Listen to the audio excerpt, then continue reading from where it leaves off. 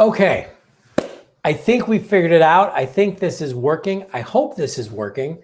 And even if it is, we are going to just kind of push through and it'll be all good, right? In the end, it's just online networking. I'm not trying to come up with a cure or a test for Corona today.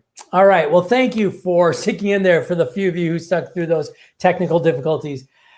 We are coming at you with some ideas on how you can leverage online networking to build relationships, create opportunities now and later. And today, I'm really excited. Yesterday, we talked about how you can, or rather why you should be networking right now, why this is actually an important time to use digital tools, to be online, and to actually be starting and cultivating relationships. Today, I want to start diving in and looking at what to actually do, because a big part of my career has been focused on this problem where people say things are a good idea, like networking, but then they don't show and teach how to actually make that happen on a practical basis. What do you do on a Tuesday at 2 o'clock to build your network? And that's really what we're going to look at today. So I want to look at, first and foremost, what are 3 groups of people that you should be connecting with right now?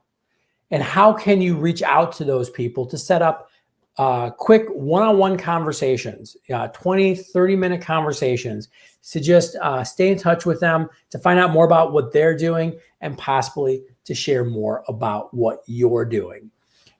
And because we were having technology problems at the beginning of this online LinkedIn Live, can somebody put a comment down really quick who's watching, even just saying hi in the comment box, because I'm not sure if I'm seeing the comments as they come through. So if you get a chance to do that, I'd appreciate it. But let's just dive in. Let's talk about the meat of the material today. So I want to look again at the 3 groups of people that you should be connecting with right now. And this is going to be important for salespeople. It's going to be important for business owners, entrepreneurs. If you're a service provider, if you're a professional like an accountant or attorney, this is going to work. If you're somebody who might be looking for a job in the near future, but you're not even sure, this is going to be important stuff for you to do. Basically, if you work, this is going to be important. So here's the 3 groups I'm going to suggest that you start working with, or not start networking with right now. One is previous clients and colleagues, right? So people that you used to work with. Used to work with could mean 6 months ago. It could mean a year ago, could mean 5 years ago. But people who you already have a good established relationship with, but it's just you haven't had a lot of contact with them recently. So that's the first group. The second group, and I'm going to keep this very LinkedIn focused because we're talking on LinkedIn, so you have LinkedIn available to you. The second group that you should focus your networking on right now is what I call the loose LinkedIn connection. The people that maybe you met them at a networking event a year ago, 2 years ago, 5 years ago. You see them in your and you see them in your feed sometimes. They probably see you in their feed sometimes. Maybe you're kind of in the same area. You don't really, geographically, or maybe in the same industry, but you've not had a conversation in a while. Again, that could mean 3 months, 6 months, maybe even more. So that's the second group. The third group are what I call aspirational connections, people that you've never had engagement with. Now, you might look to your LinkedIn network, and I think you can find people who are first level connections that you've never had a conversation with. For whatever reason, again, it might be that you're in the same industry. There's some reason why you did engage, but you've never had a conversation with them. Those are the 3 places where if you're asking yourself, okay, well, where do I start my networking efforts? Where do I start with this online networking? Those are 3 places that I would suggest that you start. And so this can be as simple as going through your LinkedIn network, right? So you go click on the network button and it shows everybody who's in your network. It is, by the way, done in order of how you connected with them. So if you want, scroll down a bunch to try to find people who you might not have talk to for years if you want to really kind of bring some relationships current. But even just starting to scroll through and have a piece of paper, it can be, or a spreadsheet if you want to be fancy, but even just a piece of paper, piece of scrap paper, and have these 3 categories: past clients or coworkers, loose LinkedIn connections, aspirational connections or aspirational conversations that I want to have. And then just scroll through and write names down. Right? Now, I'm going to suggest that the place to start right now is to have 9 conversations with these 3 groups, 3 from each. Right? Because if you're having, let's say, 3 conversations a week, which may seem like a lot, but it's really not. It's an hour and a half total. If it's too much, do 2 conversations a week. That's fine. Any engagement, any investment that you're putting into your network is going to pay off down the line. But let's say you're going to try to do 3 a week. Great. So if you do 3 a week, you have 9 people. That means that you're scheduled out for the next 3 weeks, which hopefully will have a better sense of what's going on with sheltering from home and working from home, self-isolation, all that kind of good stuff, the physical distancing of this pandemic.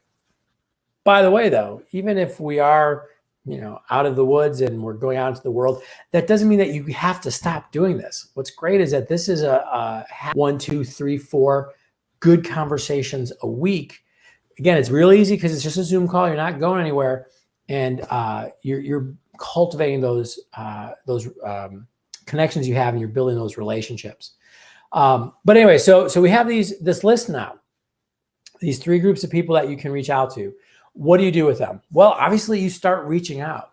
Now, here's the thing. If you want to set up 9 conversations in the next couple of weeks, it's going to take reaching out to more than 9 people. Not everybody's going to just automatically set up an appointment with you for a networking conversation. And it's not necessarily because they don't like you, right?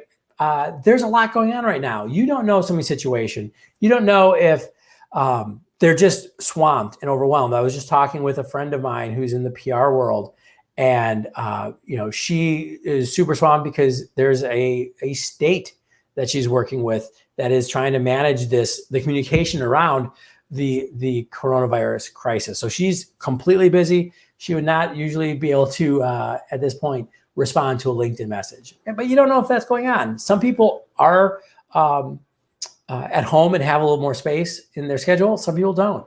Or just maybe they don't go on LinkedIn a lot. Or they're just busy because they are working from home and now they have to manage, their kids learning, all that stuff. Or maybe it's just that it's just not on their radar right now. That's okay. Don't take it personally. But here's my suggestion. With past clients and coworkers, you usually have to send about 1.5 times as many messages as you'd like to set up conversations. So if you want to set up 3, send 5, right? With loose LinkedIn connections, it's usually more around ×2. So if you want to set up 3, send at least 6. And these are rough numbers. I don't know what it's going to be for you. This is kind of what it works out for me. And then finally, if they're people that you haven't really engaged with before, that's more of an ask. It could be even more. It could be that you need to send out 2.5 or 3 times as many. So if you want to set up 3 conversations, set up or reach out to 10 people. And that's okay. Like the thing you have to realize is that if you reach out to somebody saying, hey, would you like to grab a networking conversation? And they don't respond, or they say, no, it's not personal. It's nothing against you, especially if you've never met them before. I mean, they don't know you. How could it be personal?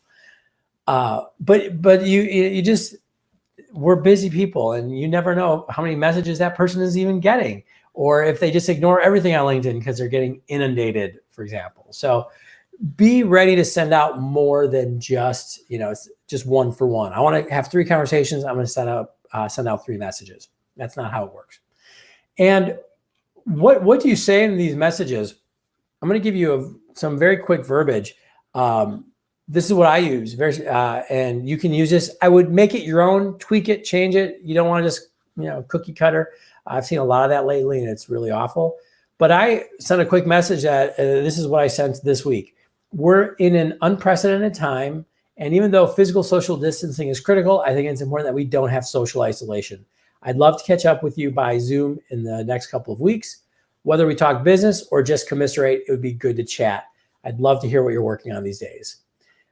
That's it. And I actually use a scheduling platform. So I've actually got a link. I say, hey, look at the schedule here and see if anything will fit in your schedule. If not, let me know. We'll find another time. I've got the link, and let me know of any other ways that I can be of service. So that's literally what I say. You can take that, you can modify it, but it doesn't have to be complex. It doesn't have to be hard to do. It should not be long. It's just a quick ask. And if you want it, just send me a quick message. I'll cut and paste that and send it over to you. And again, tweak it, make it your own, but you don't have to reinvent the wheel here. But that's a way to set up these really quick Zoom calls that I think are a really great way to stay in touch with people right now. And, stay a little less isolated from people right now. And I will, in the next couple of days, talk about how to actually have really good 30-minute conversations, which are easy, which are not that awkward, and which not only hopefully will nurture the soul a little bit, but also, again, plant those seeds for future business opportunities and help you cultivate the existing relationships that you have. Again, feel free to shoot me a message if you want to get that outreach copy. I'm going to come back tomorrow at 11:30 again, and I'm going to make sure that the technology works. We're going to get this under control. But what I'm going to talk about tomorrow is, I think, a really important thing. We're actually going to dive into LinkedIn very specifically tomorrow, and other social media platforms that you're using too, but specifically LinkedIn for Business. And we're going to look not at how to post, but how to engage with other people's posts. And this is going to be great. If you know anybody who's just starting to really get into using LinkedIn, I see this a lot of salespeople, for example, who are and business owners who are like, okay, I'm finally going to use social media for getting business because I can't go out and talk to people. And I'm seeing a lot of missteps. So let's talk about ways that you can actually just engage in a conversation on LinkedIn before you worry about what to post. So that's going to be our topic tomorrow, 11:30. Be super fast. Thank you, everybody. Thank you for your patience with those technical issues. It's going to keep getting better and better. And as I'm reminding everybody at the end, be patient, be kind, take care of each other. All right. Have a great day. Talk to you tomorrow.